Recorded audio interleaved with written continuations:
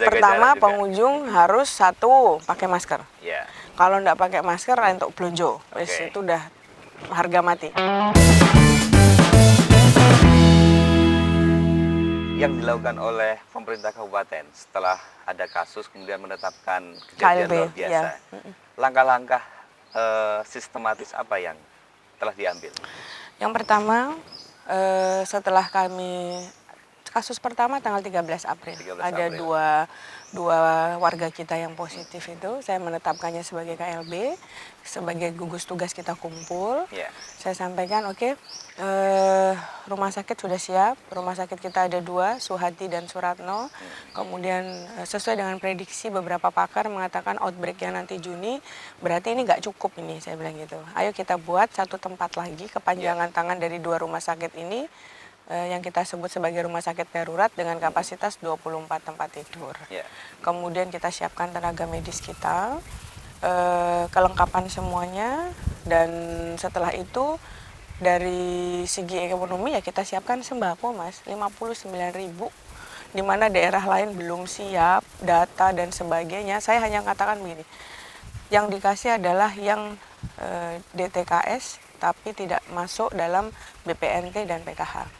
Yang itu nanti sendiri, karena kita kan ada 110.000 yang masuk di DTKS, sehingga saya menyasar itu yang dana dari APBD. APBD. Luar bantuan dari pemerintah pusat. Oh iya, ini mandiri. Bantuan tidak terduga dari kita, dana tidak terduga dari kita. Awalnya itu kita memakai dana cadangan sebesar 3 miliar. Terus kemudian sekarang kita, karena kita sudah refocusing beberapa anggaran, sehingga kita bisa punya kemampuan yang lebih longgar, termasuk operasional cost bagi para dokter dan tenaga medis yang tentu harus diberikan insentif lebih yang menangani corona ini. Dan sembakonya kami memang baru bisa memberikan 59.000, mengingat sebesar itu saja kita butuh 10,5 miliar lebih. 10,5 miliar. Iya. Dari dana tak terduga? Ya, enggak, dari dana tak terduganya hanya 3.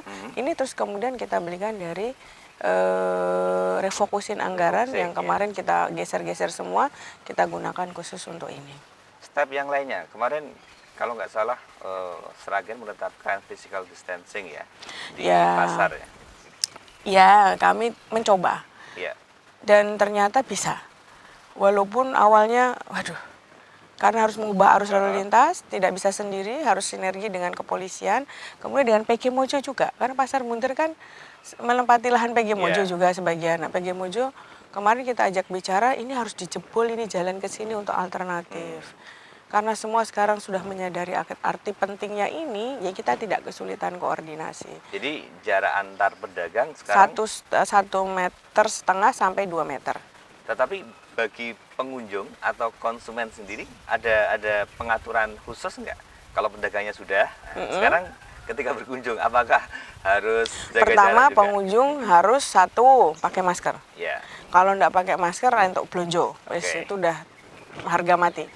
Kemudian yang kedua, lurah pasar dan penjaga selalu keliling sehingga memastikan tidak ada kerumunan. Ya. Supaya satu tempat belanja itu hanya 1 atau 2 saja, nanti bisa geser ke tempat lain bergantian. Nah, tadi malam sudah kita coba itu, walaupun hujan, rotok berantakan. Nanti malam kita lihat lagi, mungkin lebih rapi.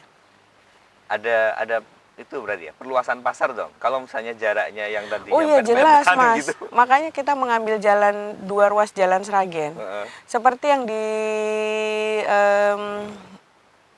Salatiga, itu kan pasarnya di depan jalan protokol, sehingga pedagang oproan keluar ditata di situ. Lah kalau kami jalannya kan sempit-sempit, akhirnya ruasnya jadi lebih panjang. Masyarakat belanja ya dia ingin belanja kok meniki gitu. Tapi mereka sudah mulai memahami. Kita pakai 2 ruas jalan. Oke.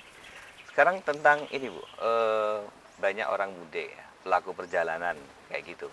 Kalau di Sragen, karena Sragen tergolong kawasan yang warganya banyak yang sampai hari ini itu sudah total pelaku perjalanan kami nih 24.221 loh, Mas. 24.000. Iya. Itu baru sebagian kecil pasti ya dari warga Sragen yang berada Iya, di luar. yang sudah berhasil tidak mudik ya alhamdulillah matur nuwun, tapi yang sudah nyampe sini kita tentu tidak bisa usir. Ada SOP atau prosedur yang harus mereka jalani? Awal dulu Hmm? pemerintah pusat dan pemerintah provinsi mengatakan bahwa setiap kabupaten harus punya rumah karantina. Ya. Saya menyampaikan kepada beliau, kepada Pak Ganjar, Bapak, nyuwun pangapunten, kami tidak sanggup untuk menyediakan tempat Yeah. karantina. Karena kalau dia pemudik itu datang tanggal 1, kemudian ada pemudik yang datang tanggal 5, tidak mungkin dijadikan satu, karena yang satu sudah 5 hari karantina, baru Yeah. datang yang ini dicampur lagi, nanti akan mulai dari hitungan 0. Nol. Berarti kita harus punya 14 tempat karantina. Kabupaten tidak bisa. Jadi per hari ya? Iya, pasti no mas. Padahal kita tidak ada fasilitas yang seperti itu. Akhirnya saya mohon izin Bapak, kami punya kebijakan menyiagakan Satgas Desa. Gitu. Kami itu punya pertimbangannya posko. itu berdasarkan pertimbangan apa ya? Kesehatan juga ya? Iyalah. Ada dokter tahu Dan- bahwa nggak mungkin dicampur. Betul, keefektifan juga, Mas. Tidak juga mengkarantina orang selama 14 hari. Padahal mereka itu sebetulnya pulang ke rumah pengen tilek dulu, terus malah orang iso ketemu sama 14 hari. Ya banyak sisi. Satu paling yang utama adalah sisi kesehatan. Kalau seperti ini kan transmisi bisa mudah sekali terjadi. Jadinya saya berpikir begini, sebenarnya mereka mampu kok isolasi mandiri. Jadi saya kumpulkan semua lurah, ayo gawe satgas desa, bikin posko di setiap desa, posko COVID-19, gawe no SK kepala desa, semua petugasnya, baik biayai dari dana desa. Saya bilang aja begitu, oh siap Bu, tugasnya nopo, SOP-nya begini. Setiap ada orang yang datang dari luar desa, harus lapor ke posko, di posko dicek kesehatannya. Justru desa semua sudah punya termogan loh Mas Porai loh. Terus habis itu cek, kemudian benda-bendanya disemprot disinfektan, mereka suruh tanda tangan kesanggupan melaksanakan karantina mandiri. Tanda tangan di atas meterai, nomor telepon dan sebagainya cek.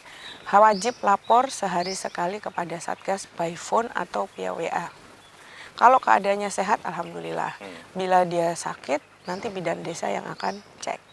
Basisnya adalah di desa. Desa. Dan desa memiliki apa ya? Keswadayaan untuk melakukan itu. Iya dari dana desa bisa. Dana desa. Mereka kan sudah refocusing juga. Saya cek itu per desa ada range-nya berbeda Mas. Kalau di utara Bengawan mereka menggeser anggaran itu sampai dengan 30 juta. Iya. Tapi yang desa-desa di selatan Bengawan bisa sampai ada yang 80, ada yang 70. Tinggal kami nanti ngecek kegunaannya untuk apa saja. Udah nggak dipakai, mato ayo kita resiki. Saya bilang, ono druwene rak sisan, enten iki Bu ya wes.